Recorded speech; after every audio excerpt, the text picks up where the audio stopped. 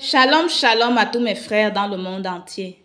Que la grâce et la paix du Seigneur, Dieu Tout-Puissant, soient avec nous tous au nom de Jésus-Christ de Nazareth. Amen. C'est encore moi, la sœur Esther de Suisse.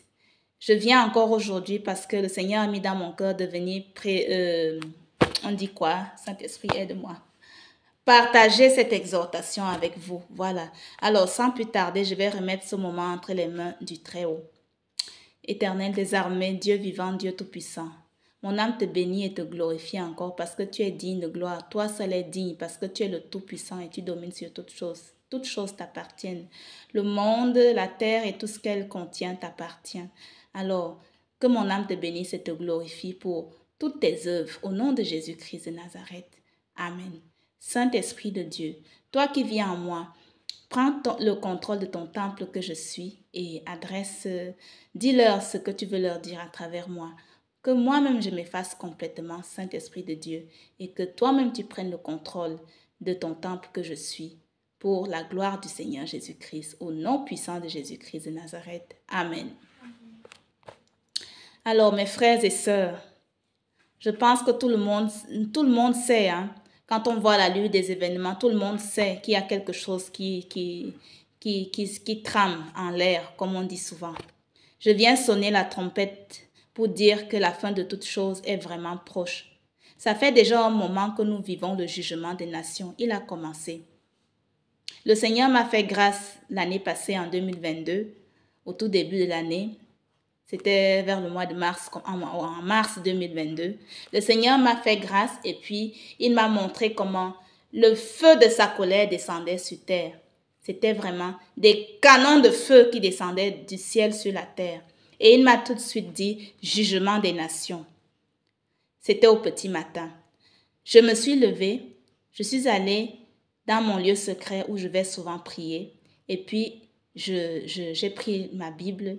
Et puis, j'ai cherché où ça se trouve dans la Bible et j'ai médité la parole de Dieu ce jour-là. Je l'ai gardée pour moi. Alors, si je viens encore aujourd'hui, c'est parce que le pire est encore à venir. Les temps sont vraiment proches, le pire est encore à venir. La colère de Dieu est descendue sur terre et cette fois-ci, il va juger. Que ce soit les justes, que ce soit les justes, c'est ceux qui sont nés de nouveau. Ceux qui vivent leur vie chrétienne, un pied dedans, un pied dehors. Et puis, il va aussi juger les autres. Les autres, là, c'est les païens, c'est-à-dire ceux qui n'ont pas encore confessé le Seigneur Jésus-Christ comme Seigneur et Sauveur dans leur vie personnelle. Et tout ce qu'il a vraiment dit va s'accomplir. Tout ce qu'il a dit va s'accomplir et les temps sont vraiment proches, il n'y a plus de délai. C'est pour ça que je me permets de venir encore aujourd'hui pour sonner la trompette. Alors, j'appelle tous ceux qui ne sont pas nés de nouveau à le faire et à chercher le Seigneur de tout leur cœur afin qu'ils soient épargnés. J'appelle tous mes frères chrétiens et sœurs du monde entier, que chacun de nous se repente sincèrement, que chacun de nous réexamine ses voies, que chacun de nous revienne au Seigneur Jésus-Christ de tout son cœur, parce que même les chrétiens ne seront pas épargnés. Je dis bien ceux qui vivent un pied dedans, un pied dehors, comme on les appelle les trépaïens. Je crois que j'ai entendu un mot comme ça, les trépaïens. C'est eux-là. Voilà. Et moi-même, je suis aussi concernée. Je dois examiner ma vie tous les jours parce que si moi-même un jour je fais un faux pas et que la colère de Dieu est descendue, je ne serai pas non plus épargnée. Parce que Dieu ne fait acception de personne. Il n'a pas de chouchou. Je ne suis qu'un instrument parmi tant d'autres à qui il a fait grâce d'utiliser et de parler par moi. Voilà. Alors, je suis venue ici, j'appelle tous ceux qui ne sont pas encore nés de nouveau à le faire. La nouvelle naissance, c'est quoi? La nouvelle naissance, c'est se repentir sincèrement, reconnaître qu'on est pécheur, reconnaître que nos voies n'ont pas toujours été bonnes devant le Seigneur. Et puis, on le reconnaît sincèrement en s'humiliant devant le Très-Haut. Devant le Très-Haut, on reconnaît sincèrement ses péchés à genoux. Et puis, on confesse de sa bouche que le Seigneur Jésus-Christ est Seigneur, qu'il est mort à la croix, qu'il est ressuscité. Il est mort à la croix pour nos péchés, les péchés de toute l'humanité, qu'il est mort à la croix et qu'il est ressuscité, comme les Saintes Écritures le disent. Et ensuite, on devient enfant de Dieu. Je vais un peu vous lire les passages qui concorde avec cela pour vous aiguiller un petit peu.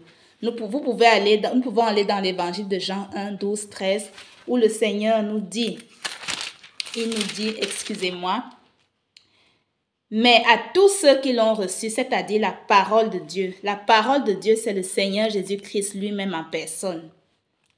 À tous ceux qui l'ont reçu, à ceux qui croient en son nom, elle a donné le pouvoir de devenir enfants de Dieu. Enfants de Dieu, lesquels sont nés, non du sang, ni de la volonté de la chair, ni de la volonté de l'homme, mais de Dieu. Quand on se repent et qu'on confesse le Seigneur Jésus-Christ dans sa bouche comme Seigneur et Sauveur, on devient enfant de Dieu. Donc, parce qu'on est d'abord des parents humains, voilà, mais pour appartenir au royaume céleste, au royaume de Dieu, il faut accepter le Seigneur Jésus-Christ dans sa vie comme Seigneur et Sauveur. C'est tout ce qu'il vous demande. Le Seigneur Jésus-Christ est venu mourir pour les pécheurs. Il est un Dieu de relation. Il n'a point créé la religion. Une fois qu'on devient enfant de Dieu, on le cherche quotidiennement dans sa parole en la méditant et lui, il fait le reste. En priant aussi, bien sûr, en la mettant en pratique parce que c'est ce qu'il nous demande. Voilà, je vais encore vous lire un passage dans Jean 3,16, pour aller jusqu'à Jean 3,16 qui dit « Car Dieu a tant aimé le monde qu'il a donné son Fils unique, afin que quiconque croit en lui ne périsse point, mais qu'il ait la vie éternelle. » Le Seigneur Jésus-Christ est la vie éternelle. Je dis bien la vie éternelle, parce que c'est lui qui est l'éternel. Il est le Dieu de toute éternité. Quand on meurt, notre âme va retourner auprès de son Créateur. C'est lui qui a créé toutes choses. Et quand notre âme va se retrouver devant lui, si on lui appartient, il va nous juger par rapport à nos œuvres. Mais si on ne lui appartient même pas, c'est la zone de tourment. Parce que l'enfer est bel et bien réel, mes frères et sœurs. Le paradis existe aussi. Je vais encore vous donner un dernier passage qui nous dit dans Romains 10, verset 9, que si tu confesses de ta bouche le Seigneur Jésus, et si tu crois dans ton cœur que Dieu l'a ressuscité des morts, alors tu seras sauvé. C'est tout ce qu'il vous demande. C'est tout ce qu'il vous demande. Pour le Saint-Esprit, c'est Dieu, le Seigneur Jésus-Christ qui fait le reste. Après, le Saint-Esprit vient habiter en nous. Voilà. Et chaque jour, il faut le nourrir avec la parole de Dieu et la mettre en pratique. Alors, je vais terminer avec Apocalypse 3, verset 20, qui nous dit « Voici ». J'aime bien ce passage-là parce que moi-même aussi, il me concerne. Cette parole-là nous concerne tous. Nul n'est parfait devant Dieu, nous sommes tous pécheurs. Le Seigneur Jésus-Christ dit, « Voici, je me tiens à la porte et je frappe.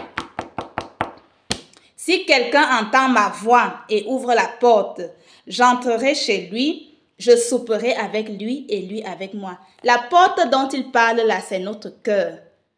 Comment est-ce qu'on l'entend? C'est par la parole. La parole qu'on est en train de vous donner là. Si quelqu'un entend sa voix et qu'il ouvre la porte de son cœur, le Seigneur Jésus-Christ le visite, il entre dans sa vie et cette personne commence à entretenir, elle devient automatiquement enfant de Dieu parce que du coup, vu qu'elle va lire la parole et qu'elle va méditer la Bible et la mettre en pratique, le Seigneur Jésus-Christ s'occupe du reste. Soyons tous bénis parce que la fin de toutes choses est proche.